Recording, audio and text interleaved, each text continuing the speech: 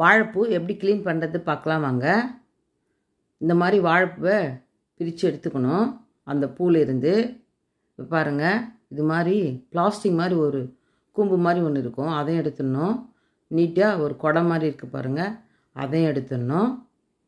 இது மாதிரி எடுத்து செய்யும்போது கசப்பாக வராது. கூட்டு பண்ணாலோ பொரியல் பண்ணாலோ ஃப்ரை பண்ணாலோ இது மாதிரி எடுத்துடணும்.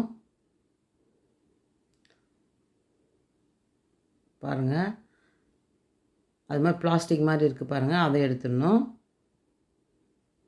இது மாதிரி மொத்தத்தையும் எடுத்துகிட்டு தயிரில் ஒரு நிமிஷம் ஒரு 2 ஸ்பூன் தயிர் ஊற்றிட்டு குண்டாவில் தண்ணி ஊற்றி அதில் 5 நிமிஷம் ஊற வச்சிங்கன்னா அந்த துவர்ப்பெல்லாம் நல்லா போயிடும், கருப்பாகாது.